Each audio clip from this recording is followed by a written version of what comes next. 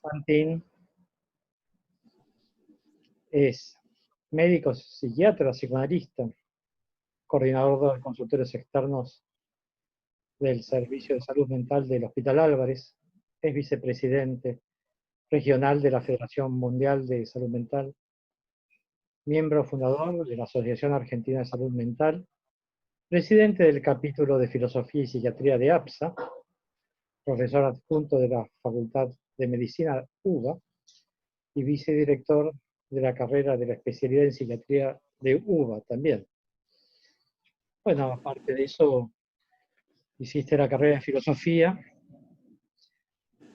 y tu tesis de licenciatura es, tengo entendido, sobre Heidegger.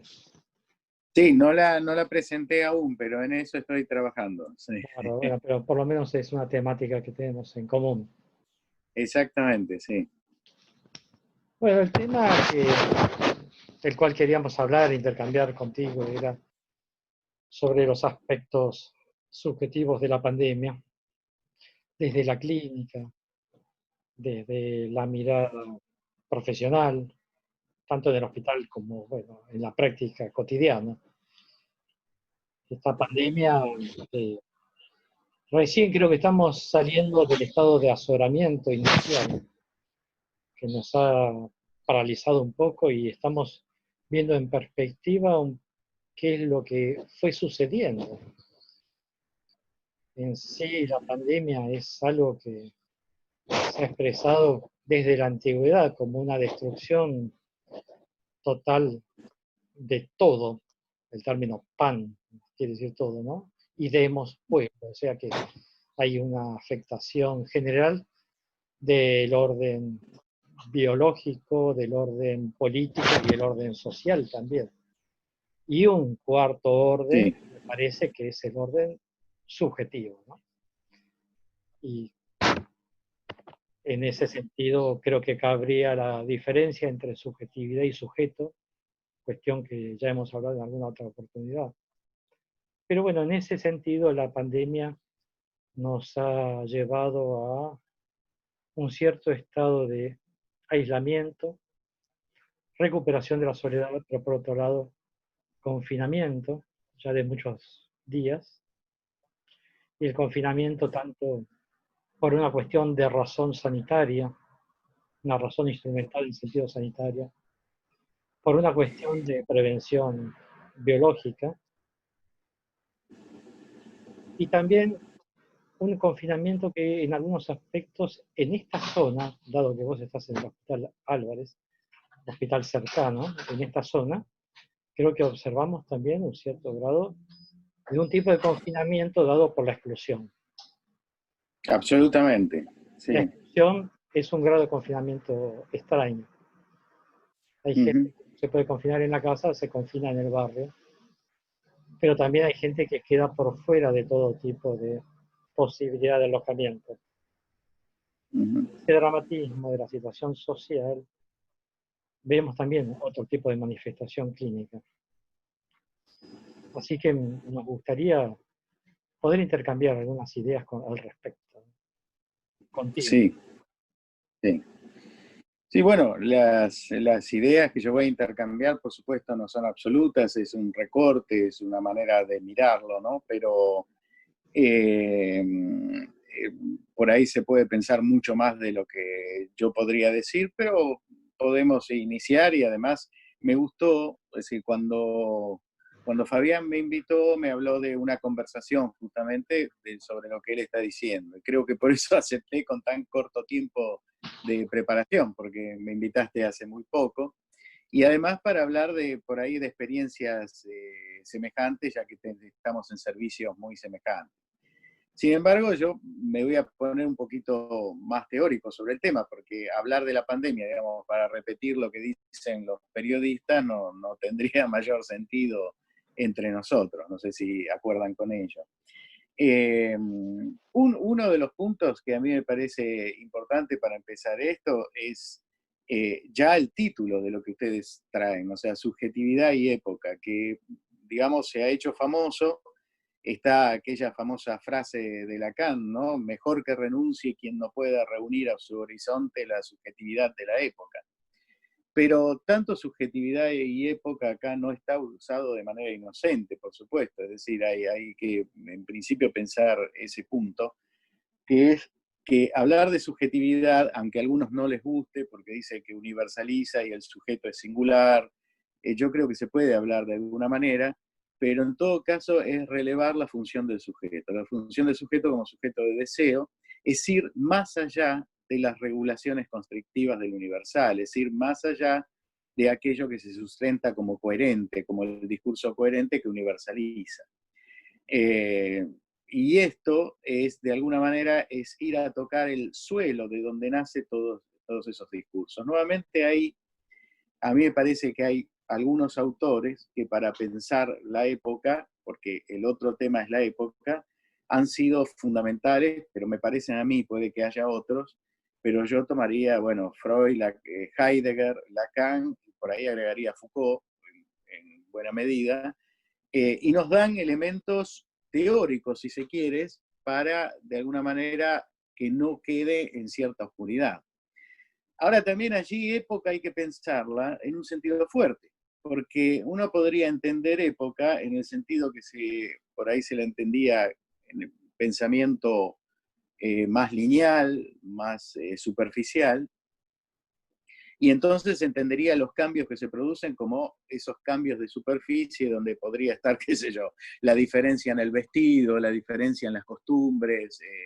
Pero acá época no está utilizado así, sino que está utilizado con una concepción que comienza a delinearse, por ahí con Freud, después con Heidegger, con Lacan, con Foucault, es decir, en un sentido fuerte, en el sentido de que son puntos donde hay, por decirlo de alguna manera, una producción propia de las prácticas y de los discursos.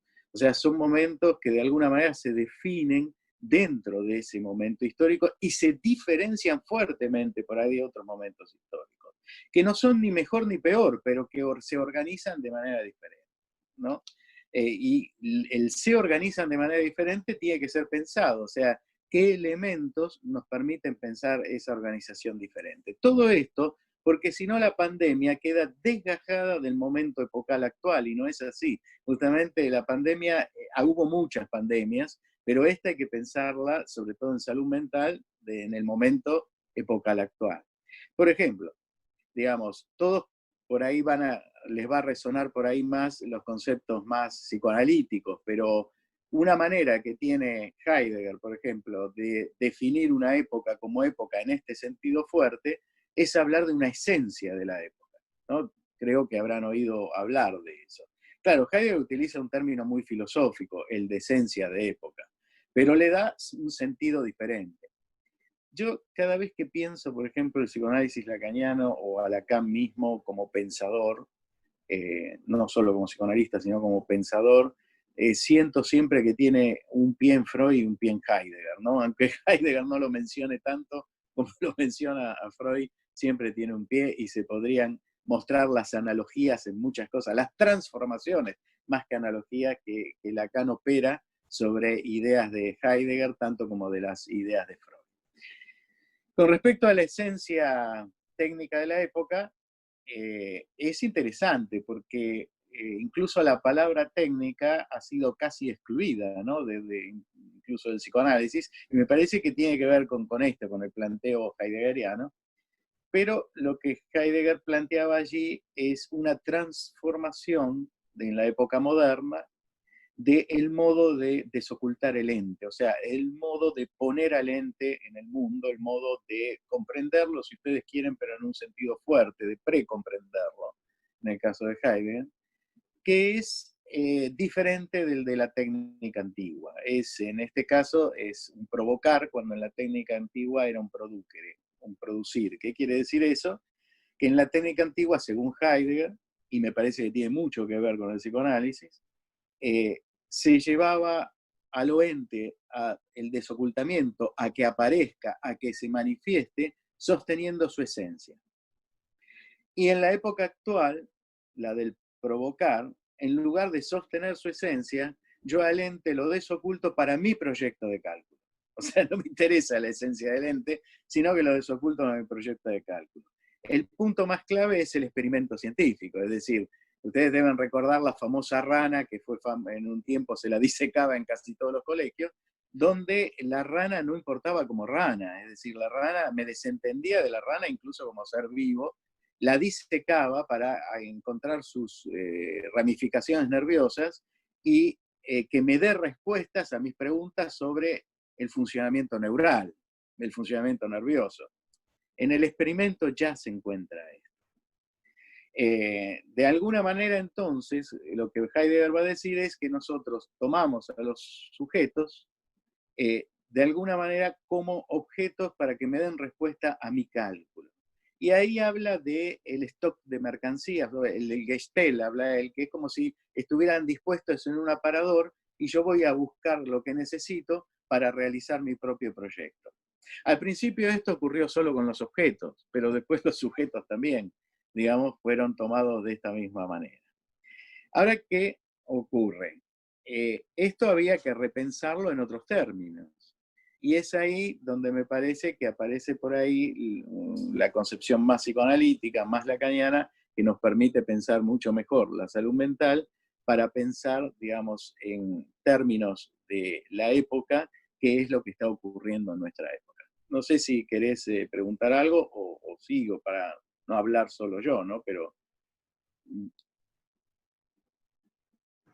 no te escucho. Muy interesante, me parece muy interesante lo que estás planteando, justamente porque también hoy en día se ve una actitud que tiene que ver con la época en donde hay una presunción en la técnica que hace como Exacto. garantía de verdad, y justamente el saber estadístico en este momento da lugar a la construcción de una razón sanitaria, para llamarlo de alguna manera, una razón instrumentada sanitariamente, que casi a modo político, a modo moral, incide socialmente, pero también en términos de un arrasamiento subjetivo que a veces es preocupante.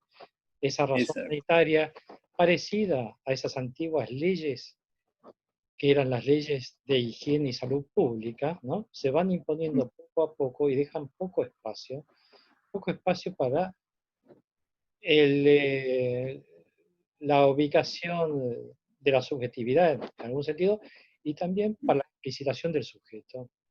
En ese Sí. punto me parece que es importante lo que estás diciendo, trayendo un poco la lectura de Heidegger, pero que es muy actual.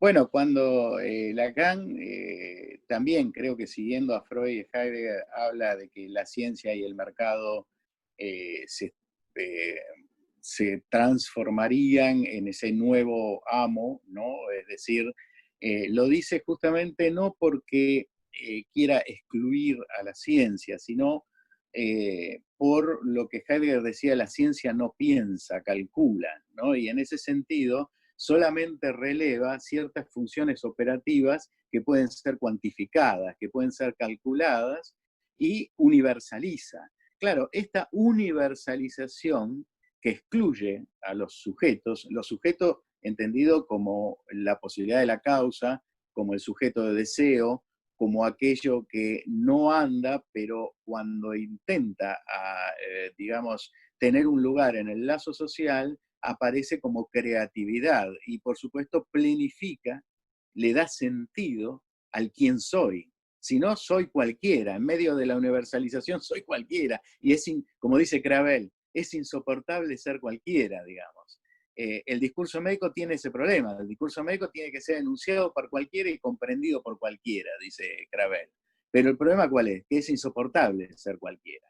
Bueno, en este sentido, el discurso científico, digamos, tiene una ingenuidad educativa, reeducativa y universalizadora. ¿Por qué ingenuidad? Porque desconoce, digamos, que la fundación del ser sujeto se da justamente en esa disidencia creativa en relación a lo universalizante, ¿no? Que por supuesto Lacan va a poner en términos de goces, y si después hay tiempo hablaremos un poco de esto, de cómo pensó el tema de la época actual a través de los discursos, ¿no? Pero en todo caso, si no se parte de este punto, no se entiende que tenemos ahora una problemática bifronte. Es decir, ¿qué quiero decir con una problemática bifronte? Que ya teníamos una crisis que podríamos llamar un huracán en la civilización o una crisis en la civilización, como si en un artículo de castellano cita a Miller. Yo nunca vi la cita de Miller, pero son palabras de Miller. Y tenemos ahora algo que no esperábamos, que era, ese es un real, tenemos un real desencadenado en la pandemia, que es un real de la naturaleza. Entonces, si no se ven que tenemos que vernosla con este real de la naturaleza, pero en medio de una situación que ya estaba instalada en esta época, no podemos entender los fenómenos que se van a ir dando. ¿Qué quiero decir? La situación que ya estaba instalada en esta época la podemos referir, por lo menos desde el psicoanálisis lacaniano, como ese debilitamiento de la función del padre. Es decir, lo simbólico no alcanza a elaborar un discurso que sea regulador de los goces de los sujetos, o sea, que sea regulador de las satisfacciones sin vida de los sujetos, que dé la posibilidad al sujeto que a través de esa satisfacción repetitiva, a través de esa satisfacción, digamos, que es perentoria, que no acepta un no y que se descarga automáticamente, compulsivamente, lo que Freud delineó en Más allá del principio del placer, digamos, a través de eso el sujeto pueda hacer jugar su deseo, incluirse dentro de ese orden simbólico y de alguna manera entrar en una dialéctica productiva, en una dialéctica donde la palabra encuentre su lugar, digamos, en el lenguaje, donde de alguna manera se dé un relato de sí, ¿no? Y se mediatice la tendencia a los automatismos, ¿no? Bueno, en este momento hay un debilitamiento, hay como una insuficiencia en ese sentido que podríamos ver en las distintas patologías que son prevalentes, o sea, en lo que podríamos incluso llamar una transformación de la clínica, ¿no? La tendencia, por un lado, a una clínica que es la de goce desencadenado en términos lacanianos, que no es nada oscuro, quiere decir esto, por ejemplo, las adicciones, ¿no? Donde lo que se busca es una descarga inmediata y repetitiva que cortocircuita cualquier capacidad de mediatización y de puesta en juego del relato. Si uno piensa en los neuróticos de Freud, uno ahí se encuentra con otra cosa, se encuentra con las prohibiciones de esa época que llevaban a represión de todo lo que tenía que ver con el deseo de los sujetos, pero entraba en una cierta dialéctica, no había una búsqueda inmediata de la descarga, se ponía en palabras, se trabajaba sobre esa puesta en palabras y se iba moldeando un lugar subjetivo, una posición subjetiva de mayor satisfacción para el sujeto, donde desaparecían los síntomas. Pero hoy en día tenemos más que nada una clínica del pánico, una clínica de la anorexia, una clínica de las adicciones, una clínica del pasaje al acto, que tiene mucho que ver con esto de no poder de no ponerlo en juego en la palabra. A la vez que tenemos también, y en esto coincido con Recalcati, no en todo por ahí, pero en esto sí, tenemos una clínica, una segunda clínica junto a esta clínica del goce que todos conocemos, que es las identificaciones sólidas, ¿no? Es decir, esta identificación rígida y estéril a cierto ordenamiento simbólico que también excluye a los sujetos, también genera una suerte de vacío. Ahí entra lo que decías vos, por ejemplo, de el aferrarse a las disposiciones de una racionalidad científica a ultranza. O sea, también uno se puede identificar, ¿viste? Tiene un discurso que aparentemente, digamos, es claro en relación a las directivas de esta racionalidad científica, pero el sujeto queda totalmente vaciado o excluido. Ahora, bueno, vos te referías a esta cuestión de un real que en realidad es algo que ha retornado porque las pandemias históricamente han sido varias y en este momento nos toca vivir una especie de nueva reactualización de algo que no se hizo de no inscribirse a lo largo de la historia. Y en ese punto hay quienes hablan de un estado político, social y subjetivo, un estado de excepción, ¿no? En ese estado de Sí, excepción es dentro del marco del dominio de la soberanía.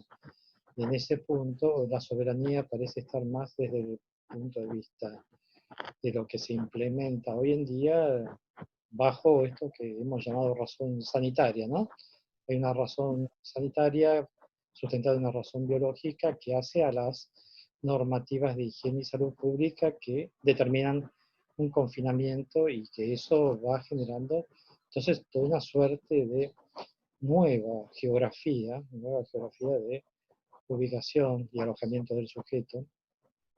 En ese punto, ¿qué pensás vos en el sentido de que, bueno, el estado de excepción uno lo puede pensar como algo también normativo, dado en términos de democracia como algo necesario? Otra cosa es cuando esa excepcionalidad se transforma en una regla y eso destruye todas las bases que podríamos pensar como bases normativas de una regulación, tanto en la bioética como en la bioeconomía como en la biopolítica. claro. Lo que sucede es que hay que pensar ahí, si hablamos de estado de excepción, que es un término fuerte, que en sentido político el estado de excepción es absolutamente contradictorio. Es decir, esto está pensado por varios autores muy interesantes, por ejemplo, Agamben, ¿no? Que es contradictorio porque políticamente, digamos, se conculcan los derechos de los sujetos, de los ciudadanos, justamente para salvar ese orden de derechos. ¿Se comprende? O sea, cuando se instaura un estado de excepción, digamos, se intenta salvar el orden de los derechos, pero se intenta salvar el orden de los derechos justamente aboliendo esos derechos o anulándolo o suspendiéndolo. Lo mejor sería suspendiéndolo, como vos decís. El peligro es anulándolos, es decir, el peligro es que eso se transforme en la regla. Pero en sí mismo el Estado de Derecho es contradictorio. En sí mismo el Estado de Derecho, de alguna manera, a la vez que intenta salvar al sujeto, lo excluye. Y creo que ahí está el gran punto de esta pandemia en este momento, ¿no? Es decir, estamos salvando al sujeto, pero a la vez lo estamos excluyendo, si lo pensamos como un estado de excepción, ¿no? Lo cual creo que nos hace repensar nuevamente cuál es nuestra función en esa situación, ¿no? Es decir, cuál es nuestra función como agentes de salud mental y cada uno supongo que lo pensará desde su lugar. Por supuesto, yo lo pienso desde una psiquiatría que no es discurso capitalista, es un discurso del amo que, como dicen muchos, y es cierto, no rechaza la castración, no hay que confundir, confundir el discurso de la psiquiatría que no rechaza la castración y que es entonces un revés del psicoanálisis, con el discurso de una psiquiatría que se transforma en discurso del amo moderno, o sea, en discurso capitalista, y solamente vea la producción de objetos técnicos, el capturar a los sujetos en esa hiperproducción de objetos. ¿Qué es lo que se le reclama a la adictividad de los psicofármacos? Pero, digamos, hay que diferenciar una cosa de otra. En ese sentido, yo creo que tenemos que ver, digamos, cuál es nuestra posición. Yo lo pienso desde el psicoanálisis y estoy en desacuerdo con las psicoterapias que se llaman reeducativas, porque las terapias reeducativas en ese punto aumentarían más aún esa racionalidad sanitaria de la que vos hablabas y aumentarían más aún la exclusión del sujeto. Lo cual no quiere decir que no haya que elaborar algún tipo de sostén, digamos, de sostén y darle fuerza a una cierta racionalidad y a una cierta coherencia y a un cierto sostén.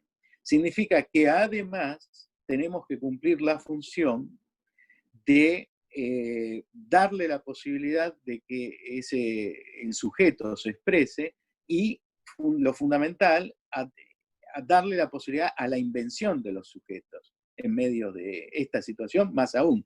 Ya la teníamos antes con la clínica que enfrentábamos, ¿no? Dar esa posibilidad de la invención subjetiva. Pero la tenemos más aún ahora que se agrega una restricción que tiene una fuerza de ley enorme porque aparece como ley natural. ¿no? Es decir, cuando uno oye hablar a los infectólogos, digamos, si la ley podía ser cuestionada, como ley natural prácticamente no puede ser cuestionada, digamos, o sea, y ahí tenemos un fuerte problema, pero también tenemos que pensar nuestro lugar, que es más perentorio que antes, no menos. Vos decías como ley, ¿no? Y como ley que no puede ser cuestionada, lo cual me remite a pensar en las categorías del silencio, ¿no? Porque por un lado el aislamiento ha armado nuevas instancias de soledad. Hemos recuperado algo del orden de la soledad en ese sentido. Para algunos es una soledad tranquilizadora porque los hace prescindentes de una serie de imposiciones y demandas sociales a las cuales están, por una cuestión de ley, cuarentena, imposibilitados de cumplir. Por otro lado, para otros esa soledad es desesperante, porque en definitiva los retrae libidinalmente de todo lo que es el mundo cotidiano. Y en otro sentido, la soledad en algunos los remite a un silencio sepulcral, porque es como una anticipación de la mudez de la pulsión, una agonía como expectativa de muerte. Y en ese sentido me parece que también, si Philippe Ariès había hablado de la ritualización del duelo en función de la medicalización, en algún texto que alguna vez hemos comentado, hoy en día me parece que toda la dimensión que tiene que ver con la ritualización del duelo ha pasado a un carácter mucho más duro, porque a partir de esta dimensión de las disposiciones sanitarias y epidemiológicas, el cuerpo muerto es casi tratado como un desecho patológico. Se los pone en una bolsa roja, ¿no? Y se los deposita totalmente desprovisto de cualquier tipo de relación de duelo en función de aquello que fue, ¿no? Eso es más, en ese orden me parece que el aislamiento social es en definitiva un aislamiento físico, y el aislamiento físico habla de cuerpos infectados. O sea, la presunción y la sospecha de que el cuerpo del otro es portador de algo maligno, y por eso también esa distancia debe ser respetada en función de un cuidado y una dimensión de seguridad, casi seguridad nacional, ¿no? En ese punto hay toda una trastocación del cuerpo erótico, el cuerpo simbólico y también el cuerpo biológico. Sí, vos tocaste como varios temas en ese punto, porque, digamos, uno podría presumir que todo este aislamiento, más allá de si es necesario o no es necesario, yo no quiero entrar en esa discusión, es decir, no estoy ni en contra de la cuarentena ni nada por el estilo, simplemente creo que tenemos que permitirnos pensar y no quedar, digamos, arrollados por una determinación ya definida. Pero más allá de eso, todo este aislamiento podría acentuar aún más el cierto autismo que nosotros ya veníamos viendo, ¿no? Es decir, como dije antes, esa polarización de la clínica, tanto en el goce autístico, que sería, digamos, las personas autosatisfaciéndose de manera compulsiva y solitaria, como las identificaciones rígidas que de alguna manera también llevan a un reforzamiento de ese autismo, uno podría decir que el aislamiento reforzaría esto, es decir, aumentaría lo que ya estaba en ciernes en la sociedad, ¿no? De hecho, la virtualidad, ¿no? Todo el uso de lo virtual y el estar encerrado comunicándose con otros a través de pantallas, también tiene algo del orden de cierto autismo que se ve en nuestras sociedades, los que desde otros lugares, de lugares sociales, se ha llamado el individualismo de nuestra época, digamos, la debilitación de los lazos con los otros, la debilitación de las palabras, mía y del otro, o sea, producimos muchos discursos, hablamos y demás, pero no le damos la fuerza que por ahí tenía en otros momentos, esa fuerza de encuentros, que por supuesto también se transformaron en algunos momentos en encontronazos. Pero también es cierto que esos discursos sostenían, o sea, tenían fuerza. Lo que decía el otro, lo que decía yo, las afirmaciones, la argumentación que podía dar, tenía fuerza de sostén del sujeto que hoy en día, digamos, se dice mucho, pero no sostiene, ¿no? Ahora, todo esto uno diría podría aumentar en eso, pero no es así. Vos tocaste un punto clave, que es el tema del caso por caso, es decir, que a veces cuesta hablar incluso de cuestiones generales, porque uno sabe que, o por lo menos como terapeuta ha visto muchas veces, que los sujetos funcionan de manera diferente, reaccionan de manera diferente. Por eso es que el encierro para algunos puede haberlo llevado casi hasta el borde de la anulación narcisística cercana a la depresión y a la muerte, y a otros puede haberlo llevado al contrario, a una función tranquilizadora y a un encuentro con otros modos de creatividad, ¿no? De hecho, no sé si les habrá pasado, pero a mí sí me ha pasado que hay pacientes que, digamos, se han sentido mejor todavía, por lo menos al principio, ¿no? Y otros que no.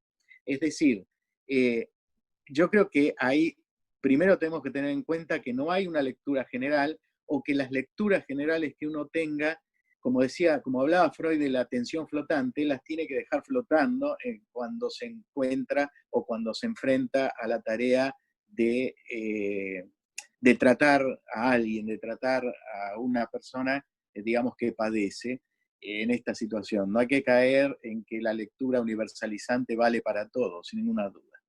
Vos tocaste después el tema a través de Aries de los ritos, y de los ritos actuales son ritos, digamos, donde el cuerpo es cuerpo muerto. Uno diría que son ritos que se acercan excesivamente a la cuestión de la muerte, a la cuestión del cuerpo muerto, y que en ese sentido pierden como la protección que tenía en algún sentido el rito en relación a la muerte. Es decir, el darle algún tipo de sentido a algo que es un sinsentido. Es decir, si el sujeto de alguna manera, también allí siguiendo a Heidegger, que después es retomado por Lacan, si el sujeto allí desde un comienzo se enfrenta con la muerte, no es que la muerte biológica vendrá al final de la vida, pero la muerte, digamos, como parte del ser, está presente desde el comienzo, ¿no? El ser para la muerte de Heidegger está presente en todo momento, es lo que le marca la finitud y lo que lo arroja a ser, lo que lo arroja a ser y a proyectarse de algún modo. Digamos, de algún modo los ritos son protectores, te dicen qué hacer con esto, te dicen qué hacer con esta situación que no tiene ningún tipo de simbolización. O sea, le otorgan algún tipo de manera de hacer con lo que de otro modo sería insoportable, ¿no? Como pura ruptura del sentido, porque, digamos, si yo me acerco a la muerte de manera directa, no tiene ningún sentido la vida, o sea, pura ruptura de sentido. En ese sentido habría que pensar, me parece, el rito actual, o sea, la rigidificación del rito actual, ¿no? Del rito en el sentido del duelo actual, digamos, y ver qué otras maneras tenemos de hacer las cosas, porque, digamos, uno entiende, por ejemplo, las restricciones que hay que poner desde el punto de vista de la salud pública. Pero habría que pensar si no hay recovecos en esas restricciones, si no hay algún tipo de dimensión en esas restricciones que permitan rescatar, digamos, algo del orden de lo vital, como por ejemplo, qué sé yo, es decir, el rito, por ejemplo, frente a la muerte, o la comunicación, ¿viste? Con los seres queridos, es decir, rescatar algo del orden habitual, generarle un recoveco, generarle una apertura, ¿no? A esa racionalidad estricta y lacerante y determinante. Vos hablabas de la comunicación con los seres queridos y estaba pensando, bueno, justamente la distancia física que es necesario mantener y que todo en algún punto se virtualiza, ¿no?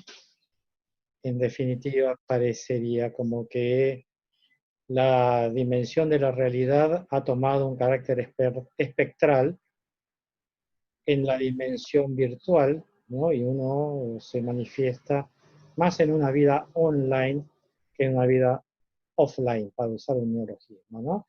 Sí. Ese olvido de la vida offline me parece que va a tener consecuencias a futuro, porque hay algo que tiene que ver, más allá de la cuarentena, con cuestiones que de cierto resguardo y cierto temor, fundamentalmente, que van a Sí, permanecer y van a modificar ciertas circunstancias. Algunos hablan de una nueva normalidad, término con el cual no estoy muy de acuerdo, ¿no? Porque esas dimensiones de la normalidad tendríamos que leer un poco nuevamente a Canguilhem para poder situar qué es lo normal, qué es lo patológico en estos casos, pero sí total. cierto carácter de una patologización indiscriminada que va señalando, y no quiero usar el término estigmatizar porque ya está muy usado, pero en cierto sentido es así, ¿no? Va a generar una estigmatización eh, extemporánea e indefinida que va generando un terreno de temor y hasta pánico, ¿no? En esta pérdida de los límites, como vos bien te referías, ¿no? Hay una pérdida de los límites que hacen a la posibilidad de ubicación de un sujeto que hace al abismarse a un Bueno, participante. este es un punto clave.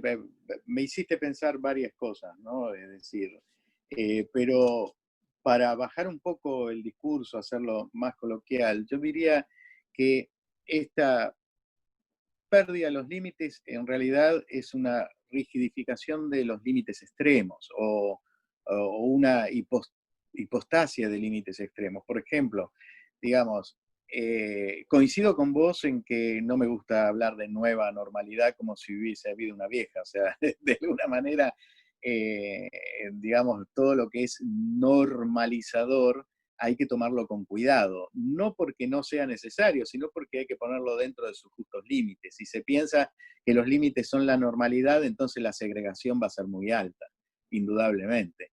Eh, Ahora, volviendo al tema de los límites, cuando uno lo pone en los extremos, solamente le queda dos posiciones. Una es, digamos, hacerse una Dalit de esos límites extremos y excluir a cualquiera que no respete esos límites extremos, ¿no? Que son esto que estamos viendo de la acusación del otro basada en el temor, la exclusión, hasta la agresión, digamos, del otro porque es un agente de contagio o porque no, o porque incluso hasta es un asesino, ¿no? Como ha pasado. Eh, pero también está la otra, que es la rebeldía, una rebeldía de alguna manera ciega, ¿no? En contra de por ahí ciertas recomendaciones. Yo diría que ahí hay que pensar en las formas intermedias. No hay un ejemplo que puede ser banal, pero a mí me parece que es un ejemplo esclarecedor. Eh, la gente está tendiendo, por ejemplo, en este pequeño ejemplo, está tendiendo a no encontrarse con nadie, ¿no? ¿No? A mantenerse aislado, cerrado, solamente en forma virtual y a veces ni siquiera en forma virtual, o lo contrario, se te acerca para hablar a 50 centímetros, ¿viste? Se saca el barbijo, se te acerca para hablar a 50 centímetros. Cuando, qué sé yo, una forma intermedia, si yo me encuentro con vos, me pongo a hablar a 2 metros y nos vamos a escuchar igual, no es necesario, viste, que te esté encima, ¿no? Pero fíjate que esta cosa que parece sencilla es difícil de hacer, porque, digamos, hay ciertas significaciones alrededor de el alejarse o el acercarse que juegan.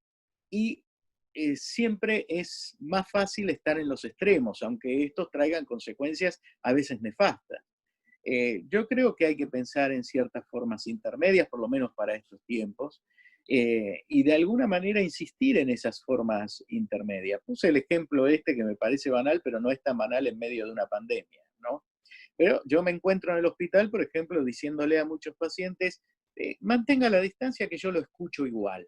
O sea, la cuestión es el yo lo escucho igual, no necesita venirse encima mío, digamos. No sé si se entiende el tema, ¿no? En última instancia sería qué hacer frente a los límites extremos que impone la situación actual. Bueno, encontrar formas intermedias que sean francamente efectivas sin llegar ni a un punto ni al otro. O sea, sin llegar ni al punto del contagio ni al punto de la exclusión. Ahora, lo que vos decís me hace pensar que está todo muy intermediado por una biologización de las costumbres, ¿no?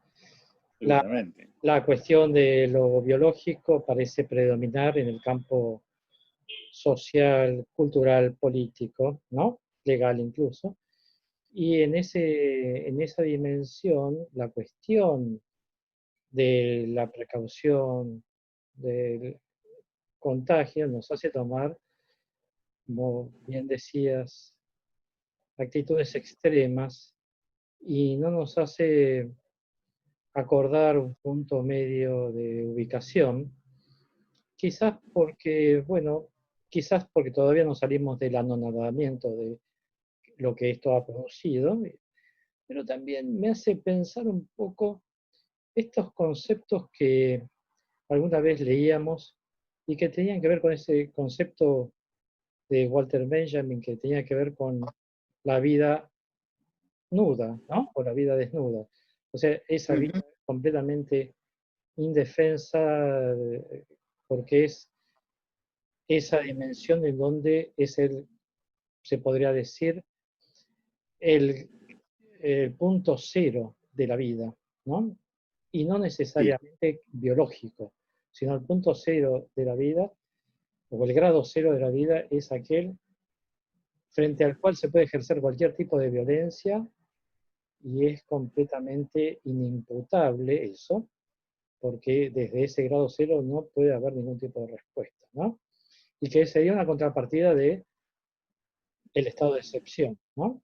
Y hay una violencia ejercida sobre esa dimensión de esa vida nuda, como en los campos de concentración tenía esa figura que se llamaba, y lo refiere Primo Levi, la figura del musulmán, ¿no? Esa figura exacto.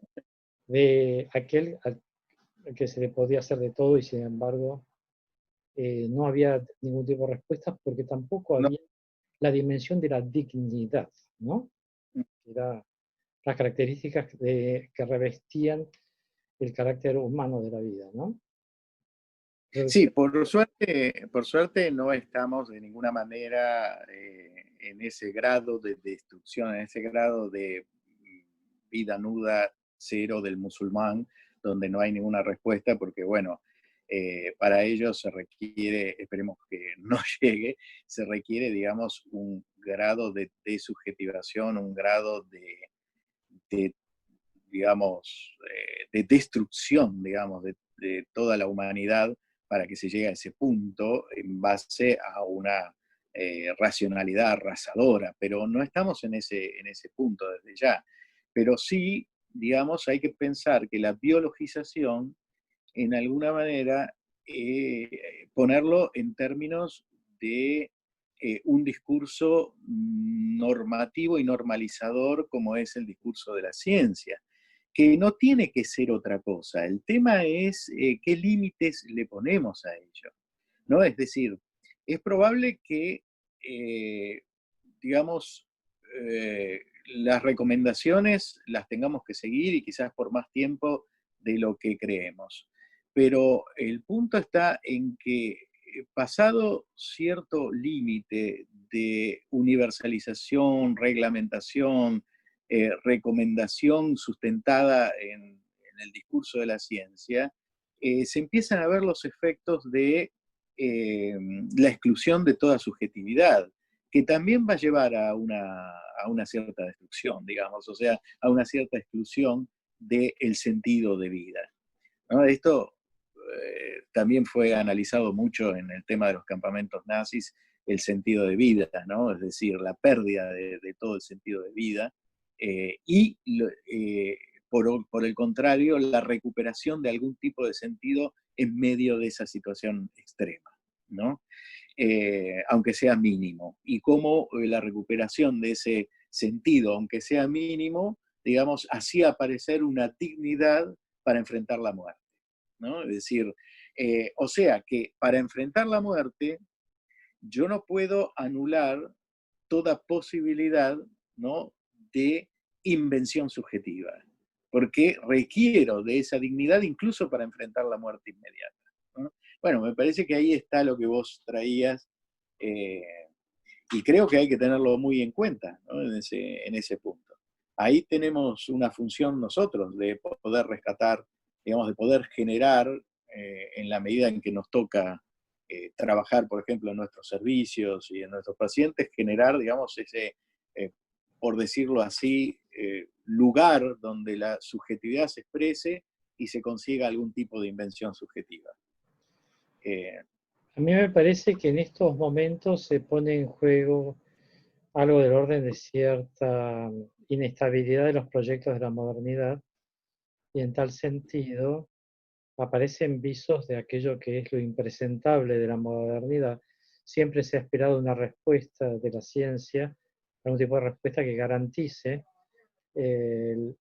la estabilidad de los proyectos propuestos por las novelas modernas, y en este caso eso queda un poco en jaque, ¿no? Sí, sí, Parece un poco como fenómenos de una relativa posmodernidad. Acá, bajo el avance de un fenómeno natural, obviamente, pero sí, también va cambiando ciertas formas de habitar, incluso hasta también habitar los territorios. Recordaba un libro de Paul Virilio sobre la ciudad pánico, en donde él detallaba una nueva forma de geografía ciudadana en función del miedo y el pánico. Yo creo que acá también hay como un nuevo trastocamiento de la geografía del habitar, incluso a nivel de la ciudad, ¿no? Se van generando nuevas formas de transitar la ciudad. Pensar, por ejemplo, la dimensión que estaba, pensar lo que se llama el AMBA, ¿no? Por ejemplo, sí, y sí. que es como una región que está por fuera de casi del país, porque justamente el índice de prevalencia de contagios es mayor, y eso ya genera otra forma de ubicarse, ¿no? Sí, bueno, en ese, tomando lo primero que dijiste, me parece que ahí apuntabas, que es que estamos un poco peor que en la modernidad, en el sentido de que hay una crisis de lo que suponía la modernidad, ¿no? Esta confianza en la razón y en la razón científica y en el poder del sujeto como sujeto claro, pensante, que puede dar una respuesta casi a todo, y si no tiene la respuesta actual, va a tener el futuro, esto entra en crisis.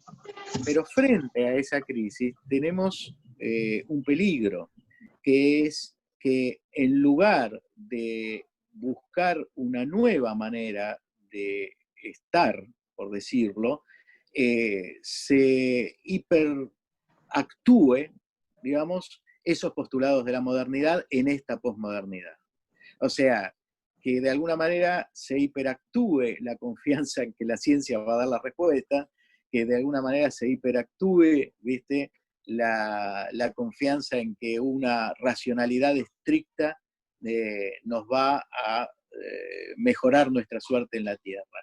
Creo que detrás de eso hay un sentimiento de que esto no es así, pero a la vez hay un aferramiento a que esto deba ser así o que esto sea así, ¿no? Es decir, no se tolera, por ejemplo, la incertidumbre, ¿no? Es decir, esto trae mayores consecuencias para el estar, digamos, en lo que entendemos por el estar en salud mental, es decir, trae mayores consecuencias. Fíjense ustedes una cosa que no quiero que se tome como una crítica, pero la voy a decir igual. ¿Por qué tantos discursos que después fueron desmantelados por parte por ahí de la Organización Mundial de la Salud o de muchos infectólogos. Esta necesidad de que haya que decir, haya que enunciar un saber que está definido, ¿no? Es decir, esto es así, sabemos cómo es y se debe hacer de tal manera, ¿no?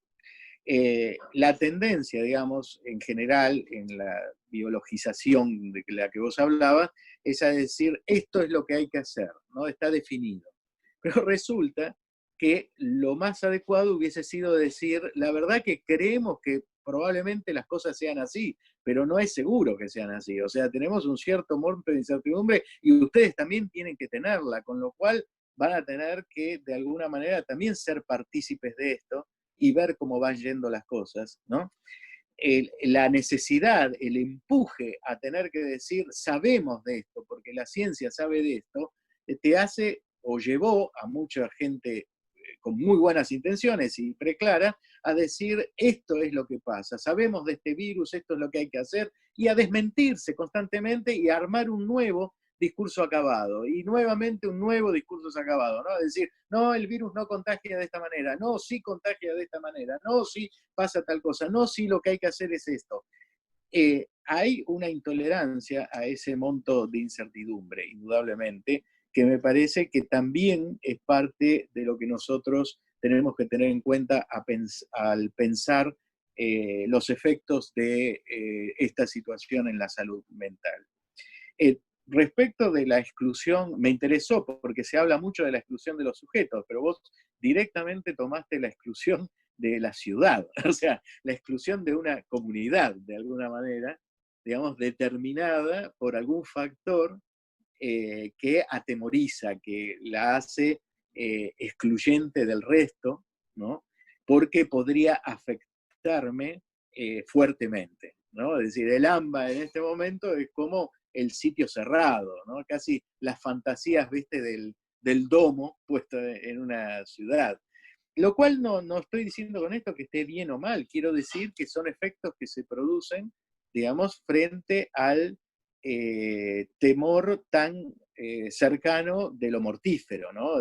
Y la falta de, por ahí, de elementos como para enfrentarme a lo mortífero. Sí, lo del AMBA era un ejemplo, pero de cualquier manera la construcción de lugares, barrios vulnerables que son tomados como posibles factores de riesgo, son también cerrados y en ese punto hay toda una dinámica geográfica Exacto. que Hay hace una exclusión dentro de la exclusión. claro, entonces esa cuestión, ¿viste? Arma lógicas de confinamiento que a veces son un poco, son poco claras y generan algunos costados muy complejos.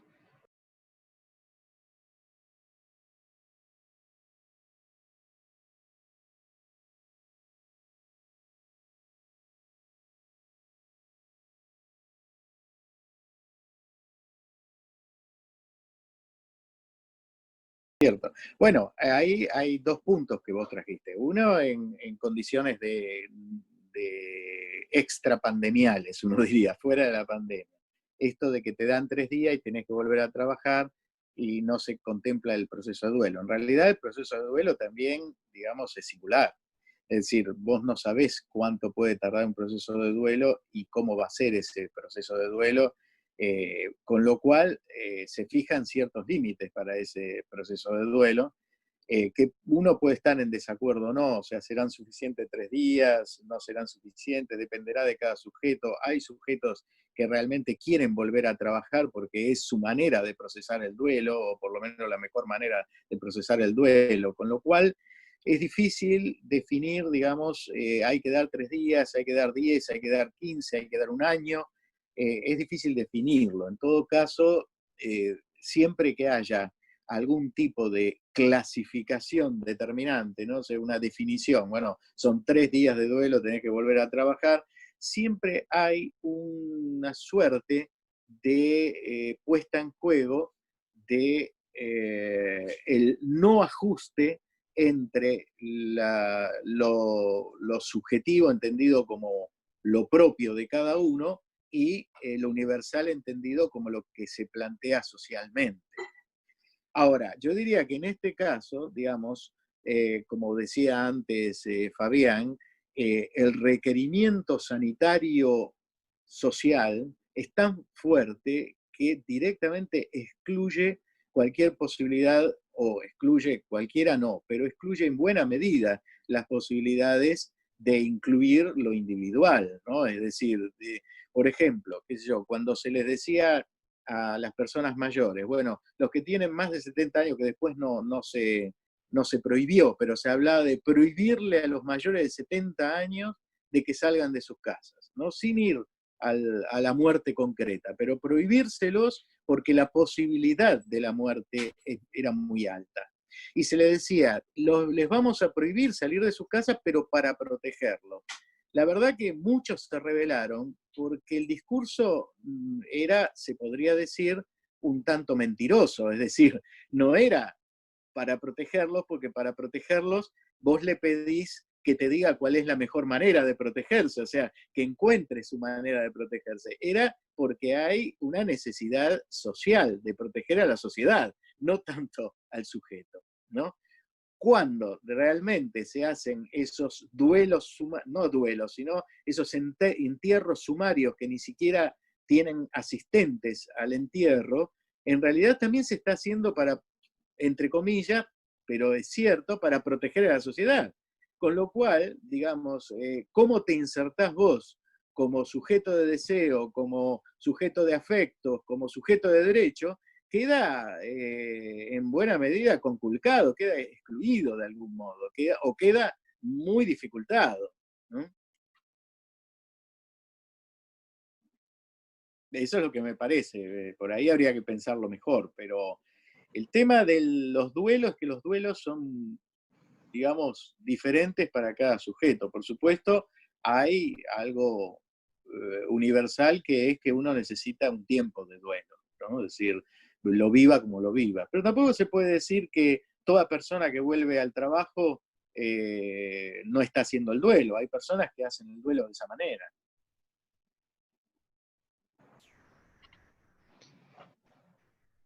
Bueno, Juan Carlos, dado la hora, te invitamos para otra oportunidad, para ¿Cómo poder no? volver a seguir dialogando sobre esto. Particularmente me resultó sumamente interesante. Y aparte, bueno, hemos dialogado muchas veces y tenemos sincronía sobre muchos temas. Sí, Entonces, te agradecemos sí. muchísimo y en otro momento vamos a volver a seguir hablando de esto. Todos los martes No, hacemos este tipo de reuniones. sí, yo les agradezco en realidad a ustedes el haber escuchado, el haber estado. Mi idea era conversar mucho más, pero bueno, después Fabián me dijo vamos a dialogar nosotros y bueno, yo tomé aspectos para dialogar.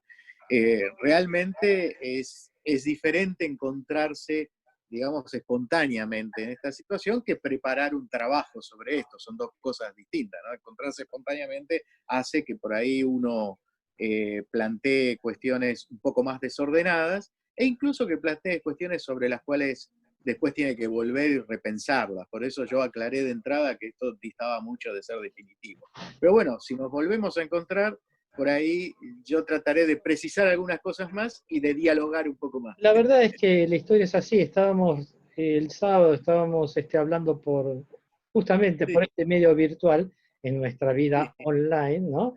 Y sí, bueno, surgió este tema así, y bueno, fue una cosa improvisada. Pero la verdad sí. que tu claridad expositiva realmente merece un aplauso. No te lo podemos dar por este medio, pero Ya muchísimas nos vamos a ya nos vamos a encontrar personalmente, pero por ahora esto ha sido maravilloso. Yo les gracias. agradezco a ustedes. Un Y te abrazo. agradezco especialmente, muy especialmente. Con mucho gusto volvemos a conversar en cualquier otro momento. Bueno, chao, hasta luego. Chao, hasta luego. Gracias. Al Gracias.